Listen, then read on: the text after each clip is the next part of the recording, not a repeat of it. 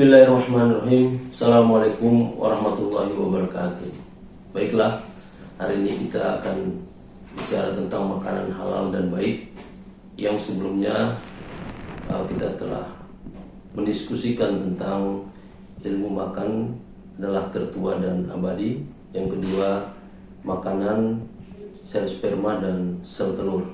Hari ini kita akan bicarakan tentang makanan halal dan baik, di mana dasar teori religinya diantaranya adalah surat Al-Baqarah ayat 168 yang artinya, "Hai sekalian manusia, makanlah yang halal lagi baik dari apa yang terdapat di bumi, dan janganlah kamu mengikuti langkah-langkah setan, karena sesungguhnya setan itu adalah musuh yang nyata bagimu."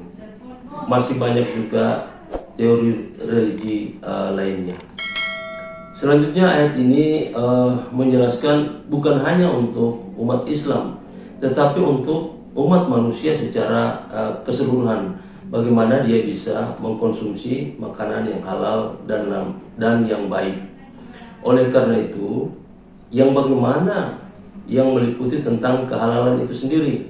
Pertama, halal karena zatnya.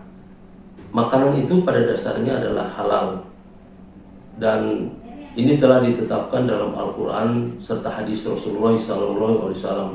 Misalnya hewan yang kita ternakan, kemudian ada ikan, biji-bijian seperti padi, jagung, kemudian juga ada umbi-umbian, sayur-sayuran, buah-buahan, dan lain sebagainya. Yang kedua, halal cara memperolehnya, artinya bagaimana makanan yang dikonsumsi adalah diperoleh dengan cara yang baik dan sah.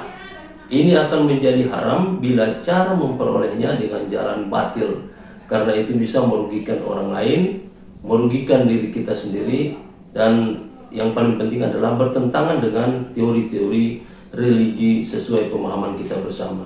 Yang ketiga, halal cara pengolahannya. Makanan yang semula halal dan akan menjadi haram apabila pengolahannya tidak sesuai dengan etika dalam religi kita. Di antaranya, tidak sedikit makanan yang halal akan menjadi atau berkategori menjadi makanan yang haram. Contohnya saja, seekor ayam itu adalah dagingnya halal, tetapi kalau tidak disembelih secara dengan menyebut nama Tuhan, nama Allah Subhanahu wa taala, itu akan berkategori bukan halal. Sehingga sebagai syarat makanan yang harus dikonsumsi itu adalah dia alami, dia harus halal, kemudian dia beragam, bergizi, berimbang, aman, dan insya Allah makanan tersebut akan menyehatkan. Selanjutnya tentunya kita harus hati-hati dalam memandang bahwa makanan itu halal dan baik.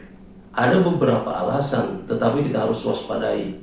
Ada alasan karena penampilannya begitu bagus dari sisi warna, kemudian dari sisi tekstur, dari sisi aroma atau baunya, kemudian dari sisi cita rasa.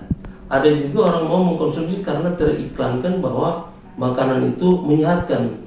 Dan ada juga alasan karena dia mengkonsumsi itu mudah diperoleh, harganya murah, dan bisa juga karena harganya bergengsi atau mahal.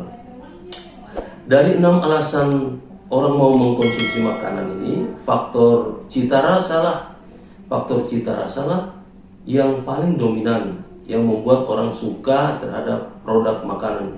Namun untuk umat Islam tetap harus dalam batasan makanannya itu adalah harus halal dan baik sesuai aturan dalam Al-Quran dan hadis Rasulullah.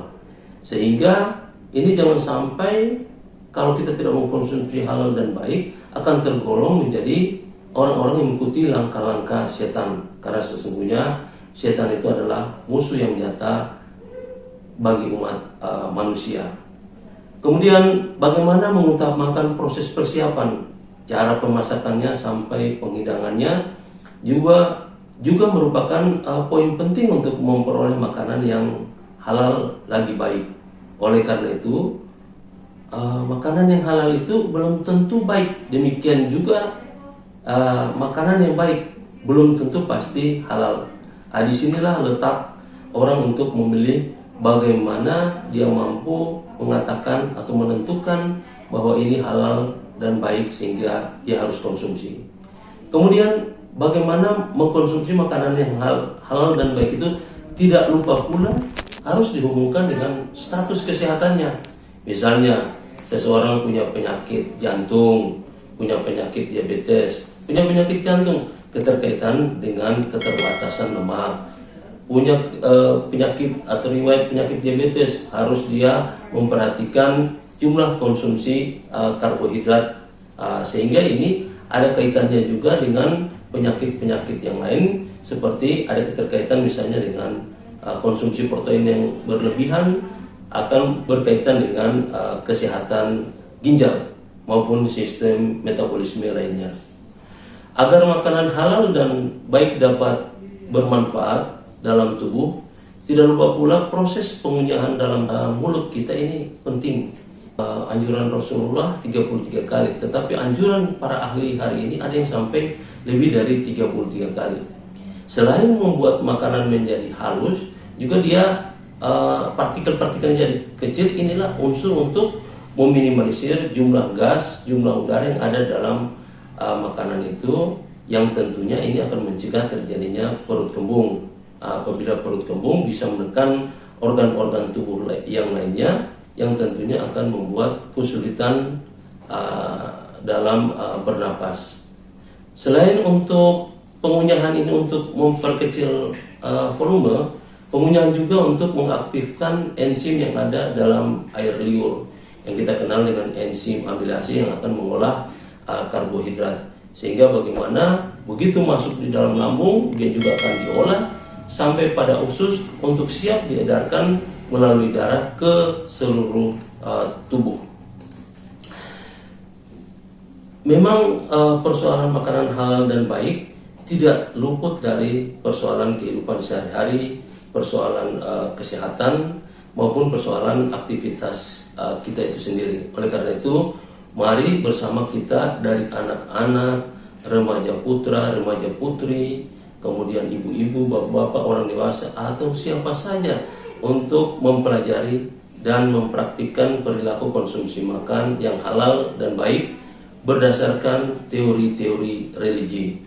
Ini berguna untuk kemaslahatan diri kita sendiri, masa depan kita, termasuk orang lain, termasuk sebagai amal dan bekal kita di akhirat nanti. Terima kasih. Wassalamualaikum warahmatullahi wabarakatuh.